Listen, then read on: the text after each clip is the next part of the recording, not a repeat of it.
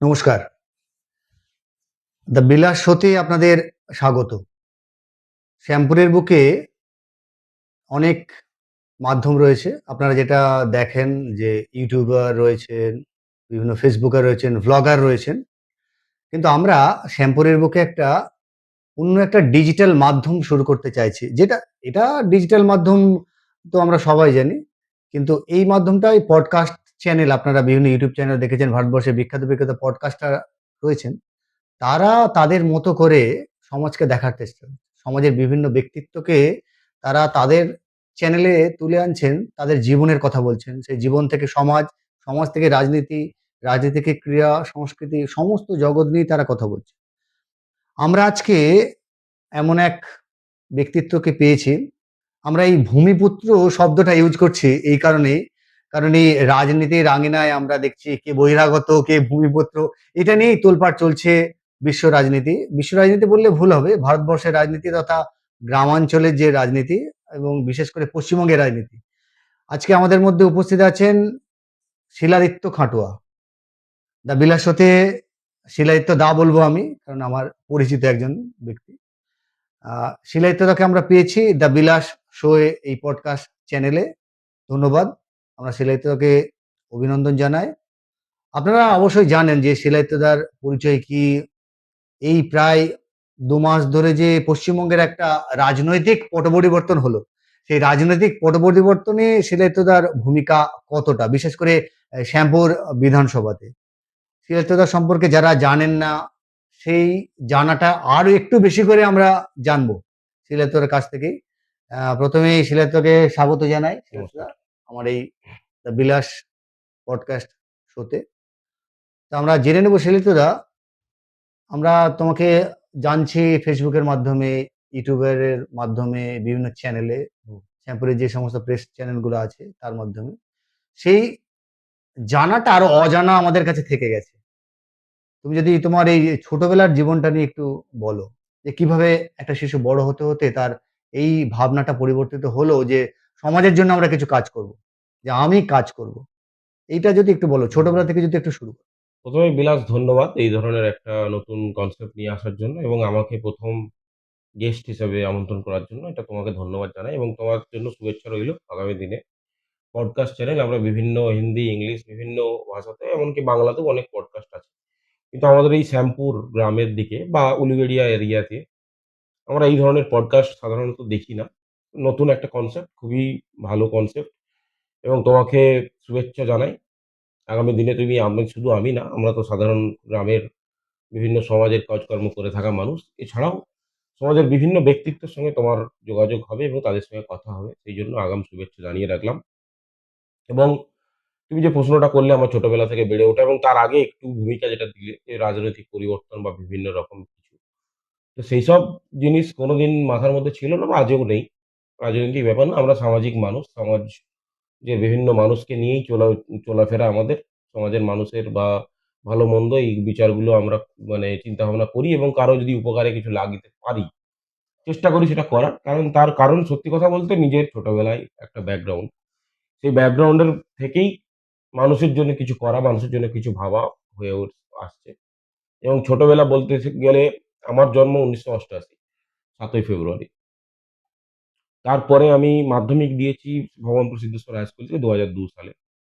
কিন্তু আমার উচ্চ মাধ্যমিক ছিল ২০০৫ সালে। ১ বছরের গ্যাপ ছিল। কারণ আর্থিক কারণে আমি কিন্তু পড়াশোনা ছেড়ে দিয়েছিলাম ১ বছর। কিন্তু তাতেও উচ্চ মাধ্যমিক কমপ্লিট করলাম আ সায়েন্স নিয়ে। তারপর আবার আমি শ্যামপুর কলেজ মানে আমাদের শ্যামপুর সিদ্ধেশ্বরী মহাবিদ্যালয় বা বেলপুকুর কলেজ বলে যেটাকে পরিচিত আমরা। সেখানে আমি গ্র্যাজুয়েশনে ভর্তি হলাম ম্যাথ অনার্স নিয়ে।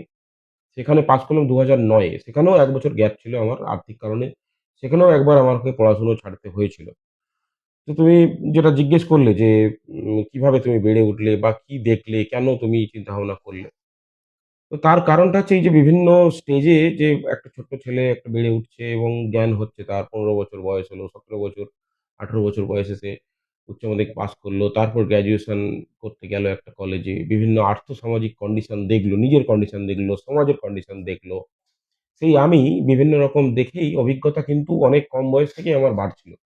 প্রায় মাধ্যমিকের সময় থেকেই আমার বেশ একটা অবচেতন মন কাজ করছিল এবং সচেতনতা আমার মধ্যে ছিল। এবং মনে, মনে এক প্রকার প্রতিজ্ঞাই ছিল যে যদি জীবনে কোনোদিন প্রতিষ্ঠিত হই বা কিছু হতে পারি, তাহলে সমাজের আরো ৫ জনের জন্য যদি কিছু করতে পারি তাহলে করব। তো সেইভাবেই বেড়ে ওঠা এবং গ্রাম থেকেই স্কুল, স্কুল থেকে কলেজ, কলেজ থেকে বেড়ে উঠে তারপর যাদবপুর ইউনিভার্সিটিতে ভর্তি হলাম ২০০৯ সালে। ২০১২ সালে আমি মাস্টার ডিগ্রি করেছি কম্পিউটার অ্যাপ্লিকেশনে। এমসিএ কমপ্লিট করার পর জবের দিকে চলে গেছি।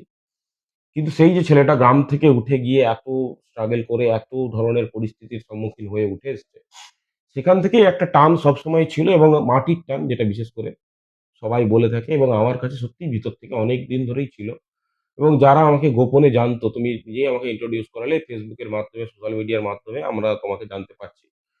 কিন্তু তোমাদের মধ্যে অনেকেই আছে বা আমার গ্রাম্য এলাকার অনেকেই জানে যে আমি অনেকদিন থেকে কিন্তু সোশ্যাল ওয়ার্ক করে আসছি। বিশেষ করে ২০১৪ সাল থেকে মানে একদম সরাসরি আর্থিকভাবে কাউকে সাহায্য করা, কোনো স্টুডেন্ট বিশেষ বিশেষ করে স্টুডেন্টদেরকে। আমার সবসময় টার্গেট আছে যে একটা সমাজ যদি শিক্ষিত হয়, স্টুডেন্টরা একটা বাচ্চা-কাচ্চা যদি শিক্ষিত হয়, তাহলে সমাজের পরিবর্তন করা সম্ভব এবং সমাজের যে উন্নতি, যে উন্নয়ন আমরা আনতে চাই সেটা সম্ভব।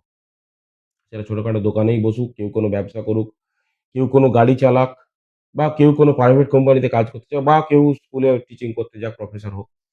সব ক্ষেত্রেই শিক্ষার একটা বিশেষ অবদান আছে। সেইজন্য শিক্ষার উন্নতির জন্য সবসময় আমি পড়ে থাকতাম ২০১৪ সাল থেকে। তারপরে বাড়ি ফিরতাম বিভিন্ন সময়ে। আমি হায়দ্রাবাদে কাটিয়েছি ৭ বছর। তারপরে লন্ডন গেছি।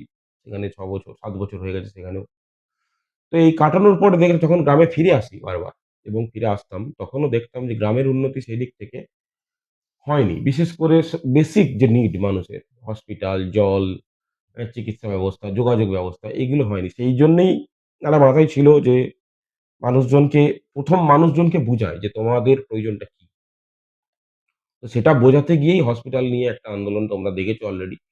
যেটার জন্যেই হয়তো তুমি আমাদেরকে মানে সমাজে পরিচিতি হয়েছে আমার বিশেষ করে মনে এবং বিভিন্ন জায়গাতে আমি চ্যানেলেও ইন্টারভিউ দিয়েছি এবং পডকাস্টও তুমি আমাকে নিয়ে করছো।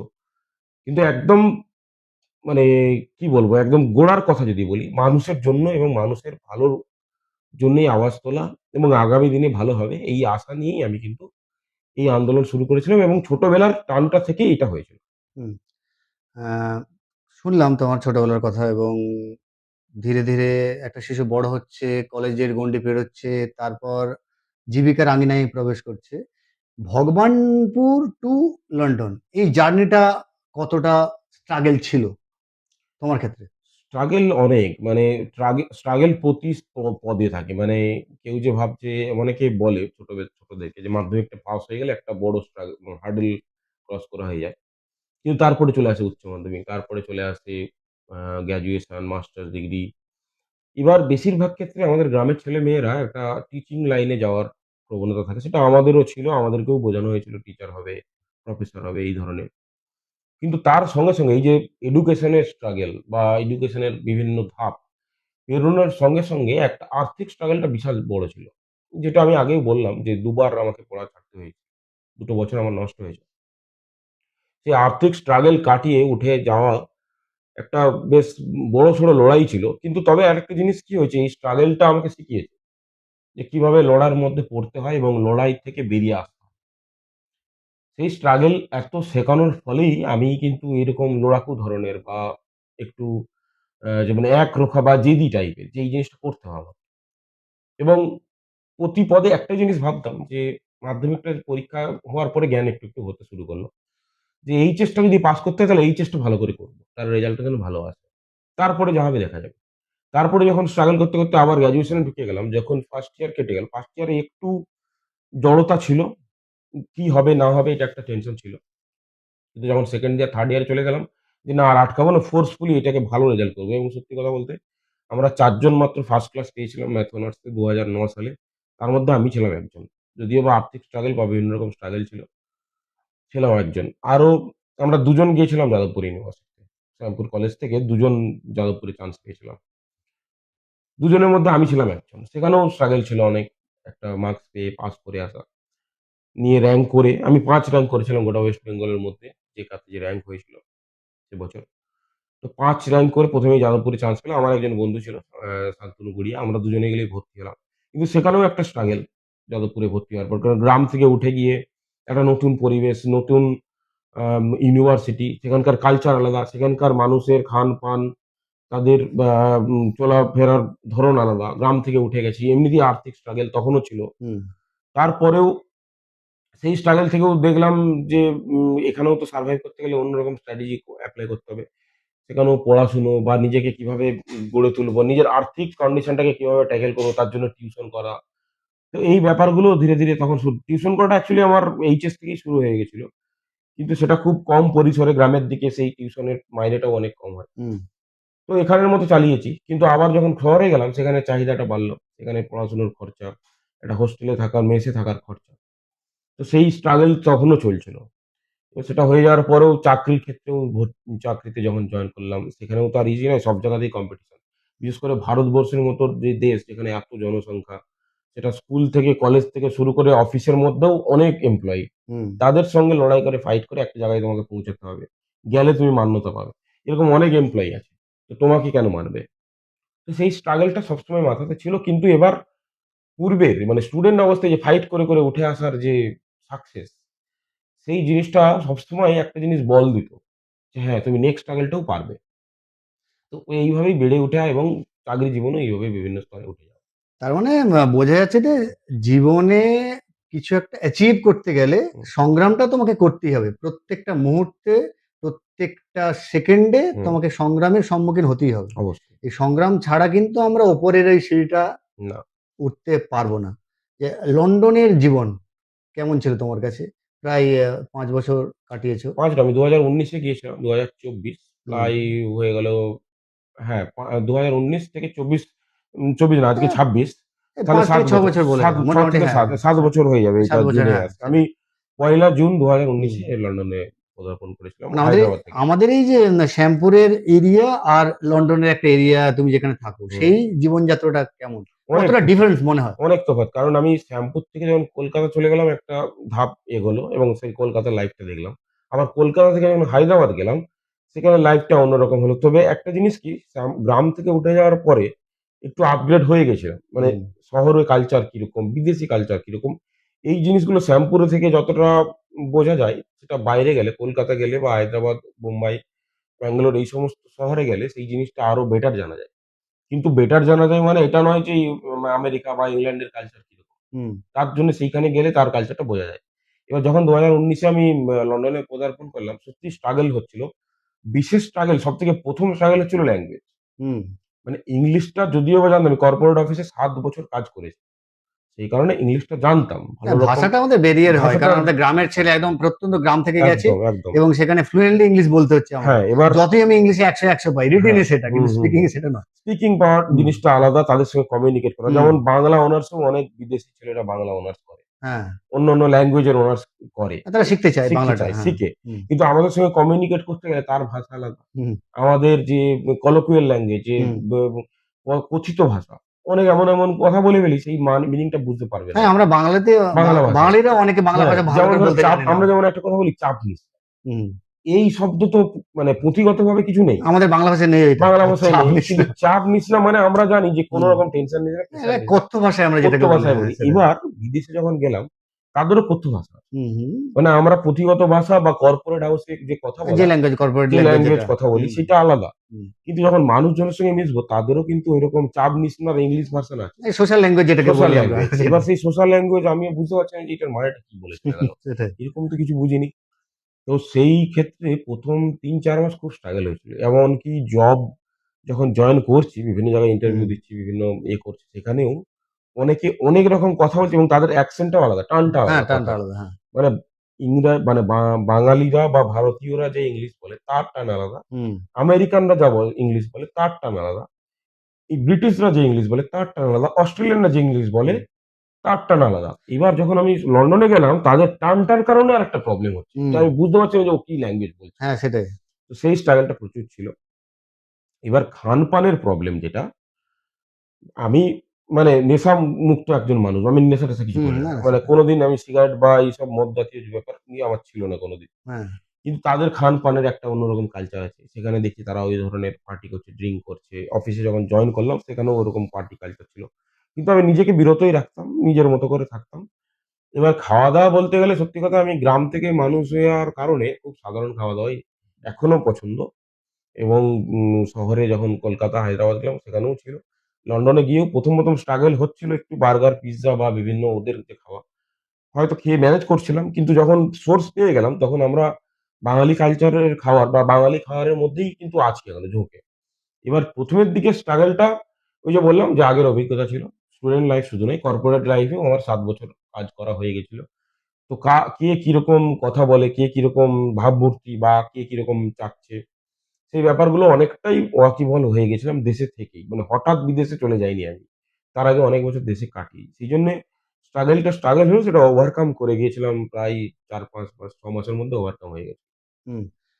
বিদেশ এবং নিজের গ্রাম, মানে নিজের গ্রামকে কতটা তুমি প্রায়োরিটি দেবে বিদেশে থাকা অবস্থাতেও, হুম। সেটা আমরা দেখতে পাচ্ছি আজকের যুগে দাঁড়িয়ে ২০২৬-এর পশ্চিমবঙ্গের একটা রাজনৈতিক পট পরিবর্তন হলো।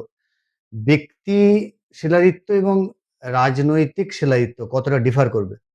না, আমি রাজনীতির সঙ্গে তো আমার কোনো সম্পর্কই নেই। আমাকে বারবার অনেকেই কোয়েশ্চেন করে যে, "তুমি রাজনীতি করতে আসছো? তুমি কোন দলের হয়ে ভোটে দাঁড়াবে?" আমাকে তো কয়েকজন একটা দলের প্রার্থীই ঘোষণা করে দিল। ঠিক আছে।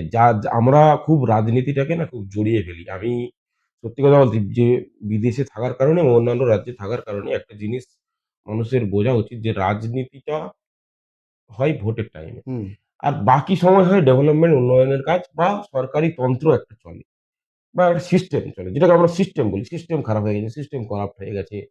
সিস্টেম বলি। আমার কারণ সিস্টেমের সঙ্গে রাজনীতিটাকে জড়িয়ে ফেলি সেইজন্য। এবার যে আমি বারবার করে বলছি যে ২০১৪ সাল থেকেই আমি সোশ্যাল ওয়ার্ক করে আসছি। প্লাস আমার স্টুডেন্ট অবস্থাতেই মাথার মধ্যে ছিল এগুলো করব। এবার যখনই একটা কিছু করতে যাচ্ছি বা বলতে যাচ্ছি, অনেকেই ভাবে যে আচ্ছা রাজনীতি করার জন্য আসছে। হ্যাঁ, সেটা আমরা এই দেখতেই এই পাচ্ছি। বিভিন্ন ব্যাপারটা মাধ্যমে আমরা দেখতে বিভিন্ন পাচ্ছি। হুম, মাধ্যমে আগেও বলেছি। হুম, যখন অনশনের সময় বসেছিলাম তখনও একটা রাজনৈতিক দল আমাদেরকে আক্রমণ করে আরেকটা রাজনৈতিক দলের হয়ে কাজ করছি বলে দিচ্ছে। আবার এখনো দেখছি সেই রাজনৈতিক ব্যাপারটা চলে আসে, আচ্ছা এনে তো রাজনীতির পদ পাওয়ার জন্য বা এসব করার জন্য আছে। রাজনীতি করে যদি কিছু করা যেত তাহলে অনেক উন্নতি হয়েই যেত। হ্যাঁ, সেটা তো আমরা দেখতেই সেটা পাচ্ছি। করতে হুম, পারতাম। কিন্তু সেসব না করে আমাদের দেশের রাজনীতি খুব অন্য রকমের রাজনীতি। মানে ব্যাপারটা একটা দাদাগিরি টাইপের যে আমি দাদা হয়ে আছি। হুম, কিন্তু তাদের মধ্যে রিয়ালাইজেশন এটা নেই যে মানুষের কাছে তুমি গ্রহণযোগ্য তখনই হবে যখন মানুষের কথা বলে মানুষের হয়ে কিছু করবে। মানুষ কিন্তু সবসময় দেখে আর শোনে। কথা হয়তো বলে না। কিন্তু মানুষ আওয়াজ যেটা দেয় বা কথা যেটা বলে সেটা কিন্তু ওই ভোটে বাক্সের মধ্যে দেয়। এবছর একটা বিশেষ দলের মানে বাটনকে এমন দাবিয়েছে মানুষ গোটা পশ্চিমবঙ্গ জুড়ে। হুম, হুম, সেটা তো ইলেকশন দেখতেই পাচ্ছি। কমিশন থেকে খবর আসছে, আমরা শুনেছি সেই বাটনগুলোকে আমাদেরকে রিপেয়ার করতে হবে। হ্যাঁ, বাটনটা ডিপেন্ড করতে সেই হবে। বাটন খারাপ করে দিয়েছে মানুষ টিপে। সেটাই। তার মানে মানুষের মধ্যে একটা ছিল একটা ব্যাপার যে হ্যাঁ, এবারে একটা ক্ষোভ ছিল। ক্ষোভ ছিল, অন্য একটা একটা বিরুদ্ধ পরিবর্তন করতে রাজনৈতিক হবে। দলের প্রতি একটা ক্ষোভ ছিল। ক্ষোভ ছিল। হুম, তাহলে মানুষ তার সিদ্ধান্ত নিয়েছে। হুম, কিন্তু কিছু মানুষের সঙ্গে কিছু সামাজিক লোক থাকে হুম। যারা রাজনীতি ছাড়াও সমাজের অনেক কাজ করে। বহু হ্যাঁ। কাজ করে আসছে। এরকম বহু লোক শ্যামপুরে অনেক বসে আছে। হুম, হ্যাঁ? তার নিজের সংসার, ফ্যামিলি ছেড়ে দিয়ে নিজের জব ছেড়ে দিয়ে এলআইসি এজেন্সি ছেড়ে দিয়ে এমন একেকজন ব্যক্তি আছে সে দুনিয়ার লোকের কাজ করে যাচ্ছে। হুম, হুম, এমনকি তাদেরকেও রাজনৈতিকভাবে দাগানো হচ্ছে। হুম, এবার আমরা কি করি বিশেষ করে আমি যখন এই ধরনের ব্যক্তিদের সঙ্গে যোগাযোগ হলো বিশেষ করে দীপঙ্কর পাল মহাশয়ের সঙ্গে আমার যোগাযোগ হয়েছিল ২০২৫ সালে। হুম, প্রায় জানুয়ারি মাস নাগাদ বোধহয় দেখা হয়েছিল। কিন্তু হুম। দেখে আমি বুঝলাম যে লোকটা খুব সোশ্যাল ওয়ার্ক করে এবং সোশ্যালি সবার সঙ্গে মিশে থাকে এবং যেকোনো কাজ বললে ঝাঁপিয়ে করে। এবং আমিও যেহেতু সোশ্যাল ওয়ার্ক করি আমরা দুজনে এক হয়ে অনেক কাজ করেছিলাম এবং ফুটবলটাও আমরা চালু করেছিলাম হুম। শ্যামপুরের বুকে। না, সেটা আমরা দেখতে পাচ্ছি হ্যাঁ, তো যে বিভিন্ন জায়গাতে। শ্যামপুরের হুম, ফুটবল লিগ করাবো। আমরা বলেছিলাম নকআউট না। হুম, নকআউট খেললে হেরে গিয়ে ছেলেরা মন খারাপ করে বসে থাকবে। আমরা পুরো বছর ধরে করাবো। তো এইরকম ধরনের একজন ব্যক্তি দীপঙ্কর পালের সঙ্গে আমরা বিভিন্ন রকম কাজ অনেকভাবে করে আসছি। হুম। লোকের কাছে হাইলাইট হয় না, উনিও অনেক কাজ করে। আমিও অনেক কাজ করে আসছি, হাইলাইট হতো না। এবার আমরা সত্যি কথা বলতে হাইলাইট করার জন্য কিচ্ছু করিনি। না, না। আগামী দিনেও কাজ করব হাইলাইট না করে এবং অনেকেও তুমি নিজেও দেখেছো, নিজেও হুম, করো। হুম। অনেক ছেলেকে আমরা ডেকে বই কিনে দিই। অনেক হ্যাঁ। গরিব ছেলে আছে তার বই নেই, কিচ্ছু নেই। কিছু তার সঙ্গে কি রাজনীতি আবার? না, অ্যাকচুয়ালি হ্যাঁ, সোশ্যাল ওয়ার্ক করতে গেলেই যে তা রাজনৈতিক হ্যাঁ, একটা পদ আমাকে পেতেই কোনো হবে, প্রয়োজনই নেই। সেটার কোনো ব্যাপার না। হ্যাঁ, না, একদমই না। সেটা আমরা কিন্তু যুগ, যুগ লোকে ধরে দেখে আসছি। যৌথ উদ্যোগে হুম। আমরা করি কিন্তু লোকে একটা জড়িয়ে দিয়ে আছে এই রাজনীতি করছে। না, সেটাই। কিন্তু সাইলেন্টলি যতক্ষণ করছি ততক্ষণ ভালো। হুম। লোকের কাছে প্রচারিত হয়ে গেল আচ্ছা এই লোকটা রাজনীতি করতে এসেছে। আচ্ছা তুমি যদি যেটা ভেবেই থাকো না, ভেবে থাকো। সেটা তার ব্যাপার হ্যাঁ, অবশ্যই। তার ব্যাপার। তার কিন্তু মতামত। এই যে তুমি হুম, জিজ্ঞেস করলে যে নিজের লন্ডনের লাইফ বা বিদেশ লাইফ বা তোমার কর্পোরেট জীবনে যে কাজকর্ম করো, নিজের জবে থাকো, তার সঙ্গে তুমি তোমার গ্রাম সমাজ একে কিভাবে দেখো। এবার দেখো আমার ওই যে বললাম ছোট থেকে বেড়ে ওঠার কারণে আমি পার্সোনালি মনে করি যে আমি একা যদি শিলাজিৎ হতে পারি তাহলে আরো ১০টা ১০০টা শিলাজিৎ হবে এই শ্যামপুর থেকে। অবশ্যই। শুধু মানুষকে অনুপ্রেরণা দেয়। আমাকে তো আমি যখন বড় হচ্ছিলাম আমাকে তো কেউ ঐশ্বর্য দিয়ে টাকা পয়সা জমি জমা কোনো সম্পত্তি দিয়ে কেউ বড় করে দেয়নি। অনেকে বই দিয়েছে, খাতাপত্র কেনার জন্য পয়সা দিয়ে। আমার মামা আমাকে অনেক হেল্প করেছে। এই ধরনের বিভিন্ন আমাদের প্রফেসররা, টিচাররা অনেক হেল্প করেছে। না, না, টিউশন টিচাররা অনেক হেল্প করেছে এবং তাদের থেকে নিয়ে আমি বড় হয়ে যাওয়া একটা ব্যক্তি। মানে কারো এগিয়ে যাওয়ার পেছনে কেউ না কেউ তো অনেক, পেছনে অনেক থাকবেই। মানুষের হ্যাঁ। অনেক মানুষের অবদান সেটাই। আছে। অগণিত মানুষ। আমি হুম। তার নাম করতে গেলে সন্দেহ হয়ে যাবে। হ্যাঁ, সেটাই। অগণিত মানুষের অবদান আছে। এবার সেই অবদান নিয়ে আমি যেহেতু শ্যামপুর থেকে বড় হয়ে উঠলাম, আমি একজন ব্যক্তি হিসেবে যদি আর একজন ব্যক্তি যদি আরো ৫ জনকে অবদান কিছু দিই, যদি হুম, কিছু বই কিনে দিই, কিছু টিউশনের জন্য কিছু তার করি বা তাকে যদি বলি আচ্ছা এই কোর্সটা নিয়ে পড়, ভালো হবে তোর জীবনে। সে যদি বড় হয় তাহলে আমার মতে করেই কিন্তু তোমার চ্যানেলে বা অন্য চ্যানেলে গিয়ে বলবে শ্যামপুর থেকে আমরা একটা প্রতিষ্ঠা পেয়েছি। না ডেফিনিটলি কাউকে না কাউকে তো এগিয়ে হ্যাঁ, আসতেই হবে। এইভাবেই শুধু সমাজ হাত ধরে পরিবর্তনের জন্য। তুলে আনা। যারা নিচে আছে তাদেরকে হাত ধরে তুলে আনা। এই কাজটা আমি করি। আর কিচ্ছু না। একটা বড় প্রশ্ন আজকের সমাজে ঘুরে বেড়াচ্ছে যে অনশনে শেলাদিত্য। মানে এই ভাবনাটা কিভাবে এলো? এই ভাবনা থেকেই কিন্তু একটা মানে শ্যামপুরের বুকে একটা আলোড়ন সৃষ্টি হলো হুম, যে এইরকম একটা ছেলে অনশন শুরু করছে একটা বিশেষ দাবি নিয়ে। যে দাবিটা শ্যামপুরবাসীর প্রায় দীর্ঘদিনের দাবি। হুম। যে শ্যামপুরের বুকে একটা মেডিকেল কলেজ এবং একটা উন্নত সুপার স্পেশালিটি হাসপাতাল। এই ভাবনাটা কিভাবে মাথায় এলো? দেখো ভাবনাটা মাথায় আসার থেকেও এই যে তুমি বললে মানুষ চায়ের কাপে চর্চা করত। হুম, পাড়াতে মহিলারা মহিলাদের আড্ডাতে চর্চা করত। কিন্তু কেউ মুখ ফুটে বলতো না। এবার আমরা শ্যামপুরের মানুষ আগেও আমি বিভিন্ন জায়গায় বলেছি যে শ্যামপুরের মানুষ ঐরকমভাবে উচ্চস্বরে কোনো কিছু বলার রাখে না বা খুব শান্ত প্রকৃতির মানুষ, খুবই একদম মানে ইনোসেন্ট মানুষ। তো সেই জায়গায় আমি একটা জিনিসই ভেবেছিলাম যে আমি মানুষকে আওয়াজ দেব। যে আমি হচ্ছি আওয়াজ কিন্তু হুম, কথাটা মানুষের। সত্যি কথা বলতে আমি যে পার্সোনাল লাইফ এ থাকি আমার ব্যক্তিগতভাবে হসপিটালের দরকার হয় না। হুম, যদি এখানে থেকে যদি স্ট্রাগল করে যাই বা কোনো প্রবলেম এর মধ্যে পড়ে যাই তাহলে হয়তো হসপিটালে আমাকে যেতে হবে। হুম, হুম, কিন্তু আমি যে কাজে থাকি, যে জায়গায় থাকি সেখানে আমার হসপিটাল দরকার নেই। আমার ব্যক্তিগত হসপিটাল আমি করে নেব বা আমার মাও অনেক স্ট্রাগল করেছে লাইফে। তার অনেক রকম চিকিৎসার প্রবলেম ছিল। তার সেই স্ট্রাগল থেকে আমি বেরিয়ে করে আনতে পেরেছি। কারণ আমার একটা আর্থিক কন্ডিশন পার্সোনাল ছিল ভালো। কিন্তু প্রবলেমটা হচ্ছে এখানকার আর্থিক কন্ডিশন তো মানুষের সেই রকম না। এখানকার মানুষ খেটে খাওয়া মানুষ। বিশেষ করে কৃষিকাজ, গাড়ি ঘোড়া চালিয়ে ছোটখাটো ব্যবসা করেই চলে। কিন্তু এখানকার মানুষকে আমরা দীর্ঘদিন ধরে দেখেছি যে সামান্য চিকিৎসা, এমার্জেন্সি চিকিৎসা পাওয়ার জন্য কত দূরে উলুবেড়িয়া থেকে কলকাতা থেকে বিভিন্ন রাজ্যে পর্যন্ত চলে যেতে হয়। না সেটা দেখতে পাচ্ছি। সেই জিনিসটা মাথাতে অনেকদিন ধরেই স্ট্রাইক করে। কিন্তু এবার ব্যাপারটা হচ্ছে সেই দাবিটা তো আমাকে রাখতে হবে। দাবিটা রাখবো কি করে? অনেকে চিঠি করেছিল। আমাদের এই ভয়েস অফ শ্যামপুরের গ্রুপের কয়েকজন আছে। ওরাও অনেক রকমভাবে স্ট্রাগল করে সমাজের অনেক কাজ করার চেষ্টা করে। এরকম একটা হসপিটাল করার জন্য আমাদের দীপুদা, দীপঙ্কর দা আমাদের আছেন যিনি। হুম, হুম, তো উনিও অনেক চেষ্টা করেছিলেন। উনি বললেন যে, "আমরাও অনেক চিঠি করেছিলাম। একটা জায়গা ঠিক করেছিলাম এখানে হসপিটাল হবে।" হ্যাঁ, ওটা ২০২৫ সালেও আমি উনার সঙ্গে আলোচনা করেছিলাম। উনি আমার বাড়িতে এখানেই বসে আলোচনা হ্যাঁ করতে সেটা এসেছিলেন শুনেছিলাম। হ্যাঁ। যে, "ভাই এটা হুম, কি করা যায়? কি ব্যাপারটা হচ্ছে?" আমি সোশ্যাল ওয়ার্ক করি বলে উনি জেনে আমার কাছে চলে এসেছিলেন। হুম, তো ওনাকে বললাম যে, "ঠিকই আছে কিছু একটা করব। কিছু মানে একটা বড়সড় কিছু না করলে আপনার কথাতে কিন্তু কেউ কান দেবে না।" উনারা কথা বলছিল। কথায় তো ২-৪ টে ওই রুমে বসে কান দিচ্ছিল। কিন্তু সাধারণ মানুষ সবাই মিলে যে একটা নিয়ে আন্দোলনে বসে যাবে বা একটা জিনিস নিয়ে বসে যাবে, হুম। সেই ব্যাপারটা জমায়েত হচ্ছিল না। সেই থেকেই মাথার মধ্যে একটু চিন্তা ছিল যে কিভাবে এটা করা যায়। এবার শুধু অনশন আন্দোলন আজকে বলে আজকে না। আমার যখন অনশন চলছিল, সেই মুহূর্তে মমতা ব্যানার্জির ধর্না চলছিল। হ্যাঁ, অনশন সেটাই। করতে হ্যাঁ, করছিলেন আমরা না। সেটা দেখেছি, দেখেছি। কিন্তু হুম। উনি একটা কলকাতার বুকে দেখেছি আমরা। কলকাতার বুকে হুম, উনি একটা ইস্যু নিয়ে একটা ধর্না করছিলেন। হুম। এবং এই ধরনের ধর্না, অনশন বা আমরা একেও দেখেছি আমাদের আন্না হাজারে, কেজরিওয়াল এরাও কেজরিওয়াল। অনশন আন্দোলন করেছিল। আগামী মানে গত ইতিহাসে যারা আমাদের গান্ধীজিরা ছিল, আমাদের মহান বিভিন্ন বিষয় নিয়ে বিভিন্ন অনশন তো বিপ্লবীরা ছিল, করেছিল। হ্যাঁ, সেটাই। বীর সাভারকর ছিল, হুম। আমাদের ভগৎ সিং ছিল। সবাই বিভিন্ন সময়ে বিভিন্নভাবে বিভিন্ন বিষয় নিয়ে তো হ্যাঁ। অনশন করেছে এবং জেলের মধ্যেই অনশনে বসেছে। হুম, হুম, এরকম হুম। ব্যাপার। তো এটা নতুন কিছু কনসেপ্ট না।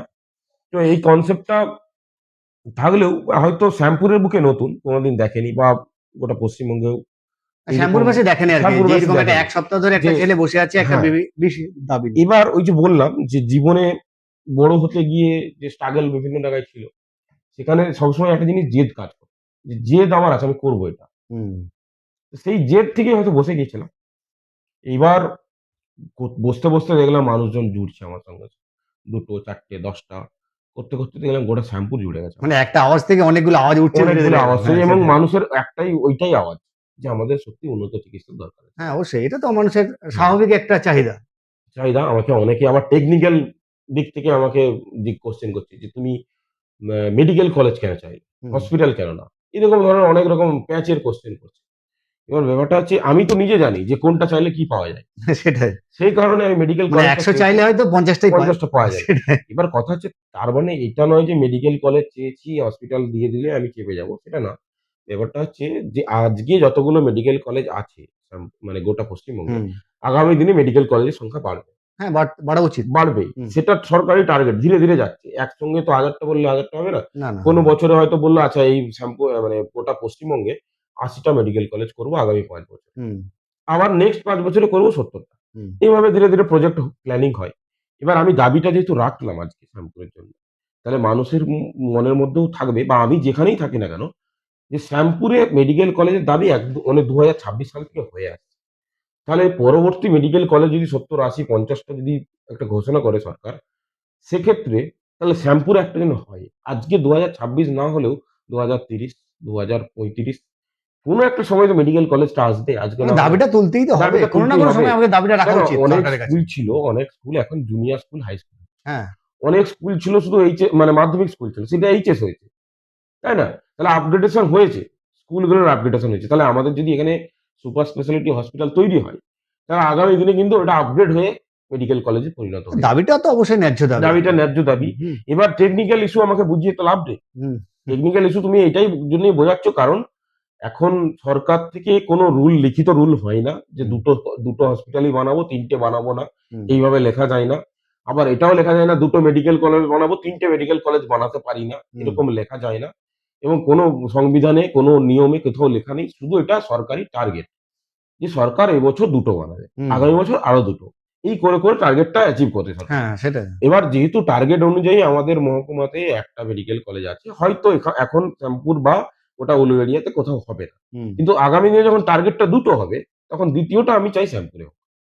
এই হচ্ছে দাবি। আমার শ্যামপুরের মানুষ এবং নিজে আমি ব্যক্তিগতভাবে শ্যামপুরের মানুষ হয়ে এবং শ্যামপুরের মানুষের সুবিধার্থে শ্যামপুরের ছাত্রছাত্রীরা যাতে পড়াশুনো করতে পারে। এবার মেডিকেল কলেজের ব্যাপারটা অনেকে জেনে গেছে জিনিসটা কি। হুম। যে সেখানে শুধু চিকিৎসা বা কলেজ মানে পড়াশুনো নয়।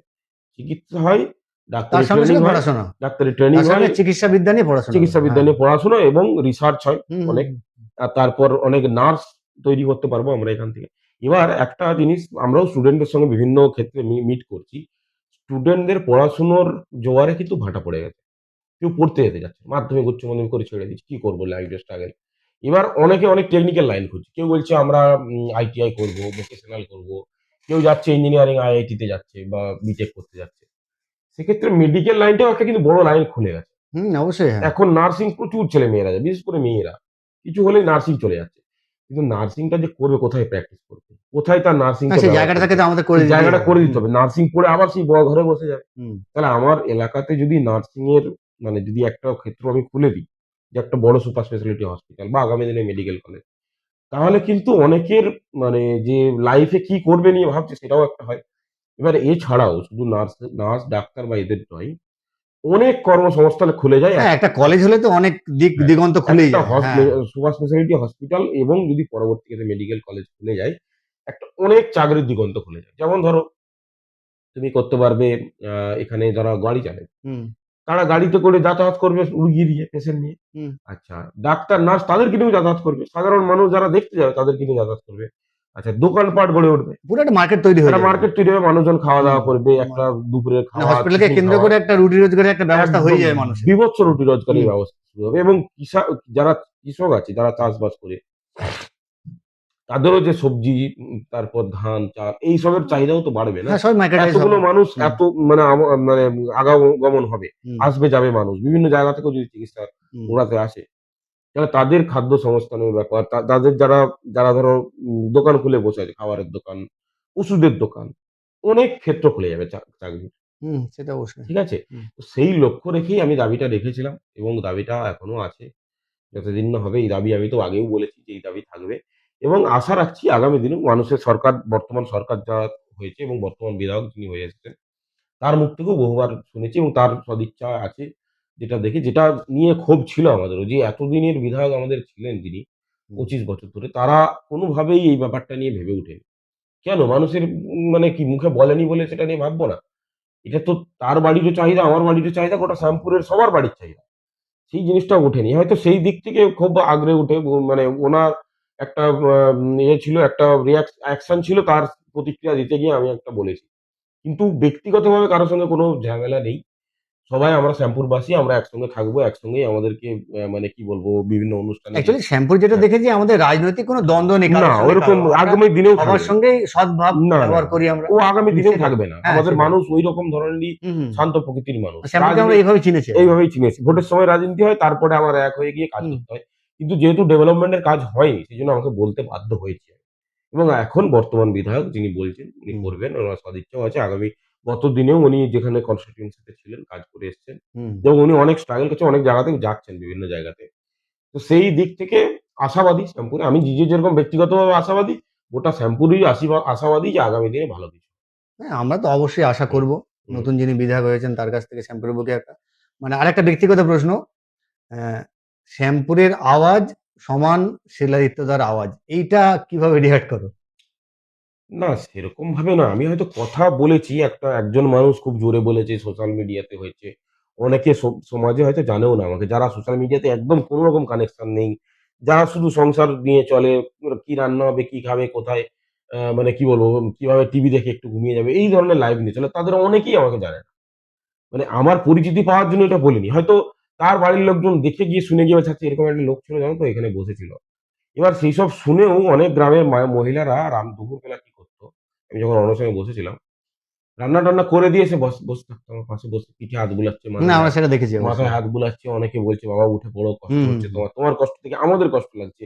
এরকম ধরনের বলেছে। তাহলে ব্যাপারটা তখন আমি নিজে রিয়ালাইজ করলাম যে এটা শুধু আমার আওয়াজ নয়, গোটা শ্যামপুরবাসীরই আওয়াজ।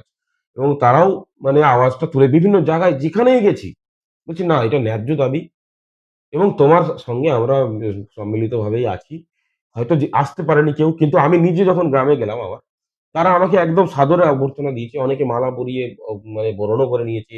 কেউ বাড়িতে খাইয়েছে। হুম, কারো হুম। বাড়িতে যায়নি বলে অভিযোগ করেছে, "দাদা আমার বাড়িতে এলেন, আমাদের পাড়াতে এলেন, জানালেন না। আপনি এসে কখন চলে গেলেন, আমরা ছিলাম না। আপনি আরেকদিন আসুন।" এরকমও বলছে আজকে মানে এসে। আওয়াজটা ভালোবাসায় পরিণত হয়ে গেছে। ভালোবাসায় পরিণত, সেটা। একদম প্রকৃতপক্ষে। আমি অনেক ভালোবাসা পেয়েছি। মানে আমি নিজে যখন বসেছিলাম, আমি এতটা ভাবিনি যে মানুষ এতটা ভালোবাসা দেবে, এতটা আপন করে নেবে। কিন্তু এখন মানুষ দারুণভাবে আপন করে নিয়েছে। আমি মানে নিজেকে শ্যামপুরের মানে ঘরের ছেলের মতো হয়ে গেছি প্রায়। এবার এখন মানুষ বলতে শুরু করেছেন যে সব সমস্যার সমাধান বোধহয় শিলাইত্যদার কাছে গেলে পেয়ে যাবো। এটা হ্যাঁ, কিভাবে এরকম না, এরকম আসছে অনেক রকম সেটা। সমস্যা এবং অ্যাকচুয়ালি সত্যি কথা বলতে আমি নিজেও যেচে থেকেই কিছু সমস্যা যখন দেখতে পাই সেটা বলি। যেমন জলের একটা সমস্যা খুব ছিল। আমি হসপিটাল হ্যাঁ, সমস্যা বর্তমান সময়ে কাশি হ্যাঁ, চলছে ওইটা জলের। হুম। ক্রাইসিসটা চলছে এবং আমি হসপিটাল নিয়ে যখন মানুষের কাছে একটা মতামত নিতে গেলাম গ্রামে, গ্রামে, গ্রামে ঘুরেছো তুমি, সেই হ্যাঁ। গ্রামে গিয়েও দেখেছি জলের সমস্যাটা হুম। ভীষণ। একদম মানে মানে অনেক জায়গাতে টাইম কল বা সজল ধারা বা সাবমার্সিবল এই সমস্ত সেইভাবে নেই যায়নি। আরকি। হুম। কিন্তু তারা হচ্ছে ওই টিউবওয়েলে পাম্প করেও কিন্তু স্ট্রাগল করে জল তুলছে। সেইসব সমস্যা কিন্তু দেখতে টিউবওয়েল গুলো পেয়েছি। ভেঙে গেছে অনেক হ্যাঁ, জায়গাতে দেখেছি। এবং ওই টাইমেও আমি কিন্তু ওই সমস্যাটা তুলে ধরেছিলাম। হুম, যে এই সমস্যা এখনো প্রচুর আছে। এবং এটা জেনুইন এবং আজকের দিনেও অনেক জায়গাতে জলের সমস্যা যেখানে সাবমার্সিবল আছে সেখানেও জলের লাইনটা কাটার একটা ব্যাপার চলছে। সেটা নিয়েও গতকাল বলেছি। এমনকি আমি সাধারণত স্টুডেন্টদের সঙ্গেই বেশি থাকি। হুম, মানে সমাজের এত কিছু নিয়ে আমি বিশেষ মাথা ঘামাই না। হুম, কিন্তু সেইসব দিক থেকে করতে গিয়ে দেখলাম স্টুডেন্টরাও মানে বিভিন্ন জায়গাতে গিয়ে বলছে আমাদেরকে সাজেশন দাও। হুম, যে কি কেরিয়ারে কি করব? এইসব নিয়ে কথা বলো। যে দাদা এখানে এই প্রবলেমটা হচ্ছে, এটা নিয়ে একটু বলুন। তো এইসব বলতে গিয়ে বিভিন্ন প্রবলেম আমি বলি এবং সোশ্যাল মিডিয়াতেই আমার উপস্থিতিটা আছে এবং যাদের সঙ্গে মিশি তারাও হয়তো কোনো গ্রামের প্রবলেম নিয়ে এসে দাদা এটা কি করা যাবে? পরামর্শ হিসেবে দিই। এছাড়া আমার রাজনৈতিক কোনো মানে পদ নেই। আর পদের কোনো আকাঙ্খাও নেই। যারা রাজনৈতিক ব্যক্তিত্ব আগামী দিনে তারা করবে। কিন্তু সমাজের উপকারের জন্য কোনো কিছু যদি আমি নিজে পার্সোনালি পারি, আমি চেষ্টা করি করতে। বা আমি যদি নাও করতে পারি এটা পর্যন্ত বলে দিই এই ব্যক্তিটার কাছে যান, এই সমস্যাটার সমাধান হয়তো হয়ে যাবে। তো সেদিক থেকে অনেক মানুষের ফোন আসে, মেসেজ আসে। তো রিপ্লাই দিই যাকে যেরকমভাবে পারি। কাউকে ফিরিয়ে দিই না কিন্তু তাকে মানে যদি না পারি সেটাও আমি স্বীকার করে নিই যে দাদা এটা আমার ক্ষমতার মধ্যে নেই, আমি পারবো না, আপনি এই ব্যক্তির কাছে যান, হয়তো হয়ে যাবে। আগামী শ্যামপুর কি একটা নতুন শ্যামপুর দেখবে? কি মনে হয়? তো আগামী দিনে আমাদের ইচ্ছা আছে যে ভালো শ্যাম্পুর আমরা দেখবো, উন্নত শ্যাম্পুর। এবং সত্যি কথা বলতে বর্তমানে আমি দেখতে পাচ্ছি বিভিন্ন জায়গাতে কিছু কাজ হচ্ছে অলরেডি। কোথাও কিছু স্ট্রাগল হলে কেউ এগিয়ে গিয়ে করছে। যারা রাজনৈতিক দল নতুন জিতে এসেছে তাদের অনেকেই এগিয়ে গিয়ে করছে এবং বিধায়ক স্যার যখনই আসছেন সে বিভিন্ন দপ্তরে গিয়ে, হসপিটালে গিয়ে, বিভিন্ন জায়গায় গিয়ে চেষ্টা করছে একটা ভালো পরিবর্তন আনার জন্য। এবং আগামী দিনে সরকারি প্রকল্প যখন ঠিকঠাকভাবে মন্ত্রিসভা তৈরি হয়ে যাবে এবং কোন মন্ত্রী কি হচ্ছে, মানে কোন বিধায়ক কোন মন্ত্রী হচ্ছে, ধরুন এখন শিক্ষামন্ত্রী বিশেষ দরকার, অর্থমন্ত্রীর একদম ইমিডিয়েট প্রয়োজন, এগুলো এখনো গঠন হয়নি, আমরা দেখতে পাচ্ছি। স্বাস্থ্যমন্ত্রীর হ্যাঁ। বিশেষ প্রয়োজন, সেইসব ক্ষেত্রে হলে হুম, তাহলে আমরা যে দাবি করছি হসপিটাল বা মেডিকেল কলেজে, সেই দাবিটা একদম এই ব্যক্তির কাছে গিয়ে দাবিটা হুম, করতে হবে। সেটাই, সেটাই। সেই ব্যাপারটা আগামী দিনে আমরা দেখতে পাবো। শুধু শ্যামপুর না, গোটা পশ্চিমবঙ্গের উন্নতির অপেক্ষাতে গোটা পশ্চিমবঙ্গবাসী আছে এবং আমি খুব আশাবাদী শ্যামপুরে ভালো উন্নতি হবে। আমরাও আশাবাদী শ্যামপুরকে আবার একটা নতুন শ্যামপুর হিসেবে দেখতে পাবো। অবশ্যই। এবং তোমার এই অবদান, যে একটা বড় ইস্যু নিয়ে শ্যামপুরের বুকে আওয়াজ নিয়ে আমরা শিলাইত্য খাটোয়াকে পেয়েছিলাম, এবং সেই আওয়াজটা মানুষ এবার তুলতে থাকবে তাদের বিভিন্ন দাবি দেওয়া নিয়ে নতুন সরকারের কাছে। একটা নতুন শ্যামপুর, একটা সোনার শ্যামপুর আমরা দেখব। অবশ্যই সেই আশাই রাখছি এবং মানুষের আওয়াজ মানুষকে বলেছি যে নিজের ন্যায্য যে দাবিটা সেটা তোমাদের পাওয়া উচিত এবং তোমরা পাবে এবং তোমরা আওয়াজটা তুলবে এবং বিভিন্ন ক্ষেত্রে এবং দেখছি সাড়া দিচ্ছে তারা বিভিন্ন মহল থেকে। তো সেই আশা নিয়েই আমরা শ্যামপুরে আগামী দিনের মানে উন্নতির দিকে নজর রাখবো এবং আশা করছি যেখানেই থাকি না কেন শ্যামপুরের উন্নতি আমরা দেখতে পাবো। Thank you for coming to this show. Thank you Bilas, আমাকে মানে আনার জন্য। তোমার শোতে ১ম গেস্ট হিসেবে তুমি আমাকে এনেছো। তোমার এই শো আগামী দিনে সাকসেসফুল হোক, শুভেচ্ছা রইলো এবং শ্যামপুরবাসীর জন্য ভালো কিছু হোক। এবং আমি চাইবো শুধু আমি না, বিভিন্ন স্তরের ফুটবলার, কোচ হোক, ফুটবল কোচ, মাস্টারমশাই স্কুলের, প্রফেসর, ডাক্তার, বিভিন্ন মহলের তুমি যে লোকজনের সঙ্গে কথা বলো এবং তাদের বার্তা শ্যামপুরের মানুষের কাছে বা গ্রাম বাংলার মানুষের কাছে পৌঁছাক এবং তাদের ভালো একটা এই যে ধরো একটা সংগঠনমূলক একটা কাজ, একটা ভালো উন্নতির হুম। জন্য তুমি একটা চেষ্টা করছো যে হ্যাঁ, আমি কোনো মেসেজ যদি দিই, সেটা যদি কারো কাছে যায়, কারো উপকার হয়, ভালো লাগে। তো এই জিনিসটা আগামী দিনে শুভেচ্ছা রইলো। আশা করি তোমার এটা সাকসেসফুল হবে। Thank you. ধন্যবাদ।